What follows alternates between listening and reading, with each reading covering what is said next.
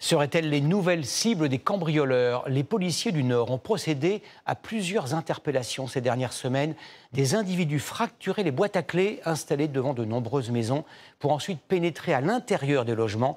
Ces boîtiers sont utilisés par des personnes âgées pour faciliter l'accès de ceux qui viennent les aider ou les soigner. Regardez l'enquête de ce 20h. Elle est signée Manon Debu, Zoé Charonnet et Gauthier Delobette.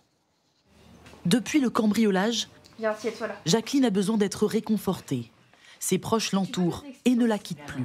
J'ai dormi avec toi hier soir. Oui. C'était pour te rassurer. Oui, c'était pour moi. Oui.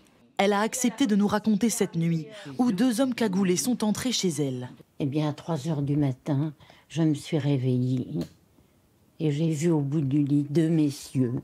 Je leur ai demandé, mais qu'est-ce que vous faites chez moi? Mais ils m'ont dit, madame, on est venu pour formaliser votre carte bleue. Les voleurs ne sont pas agressifs, mais ils ouvrent les tiroirs, fouillent les armoires de toutes les pièces en quête d'argent. Ils repartent avec la carte bleue de Jacqueline, des bijoux et son téléphone portable. Je me disais, mon Dieu, comment je vais m'en sortir? Ça va vite, hein. Un cambriolage sans effraction, car les voleurs sont bien entrés par la porte.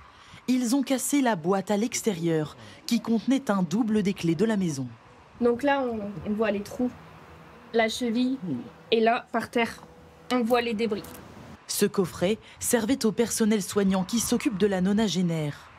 Dans le Nord, 18 faits similaires ont été constatés par la police, avec toujours le même stratagème. Les boîtes à clés qui sont fixées et qui sont visibles depuis la rue, les malfrats font des repérages en voiture ou en trottinette ou à pied.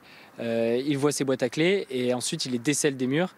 Et par le derrière, c'est très facile de les ouvrir en moins d'1 minute. Il y a quelques jours, 2 hommes de 26 et 33 ans ont été interpellés et placés en garde à vue.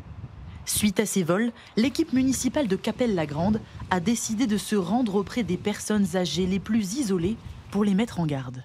Bonjour madame, on est venu voir tout simplement comment vous allez. Vous savez qu'il y a eu quelques péripéties sur la commune. Les seniors, c'est pas eux qui vont aller regarder les réseaux sociaux. Donc les informer, être à leur côté, les rassurer, c'était essentiel qu'on soit à leur porte et leur donner vraiment la version qui leur permettra aujourd'hui d'être prudents. Par précaution, certains habitants ont préféré retirer leur boîte à clés, un outil pourtant très pratique pour les aides à domicile qui se relaient chez eux tout au long de la semaine. C'est un système qui a été mis en place il y a maintenant une dizaine d'années pour 2 choses. Pour la première chose, c'est d'éviter qu'il y ait des 5, 6, 7 trousseaux de clés qui baladent entre les intervenants à domicile, donc éviter les risques de perte de clés et également faciliter le travail des aides à domicile au quotidien. Sans boîtier, le travail du personnel soignant sera donc plus compliqué. Chaque professionnel devra posséder son propre jeu de clés. Le prix de la tranquillité pour les habitants.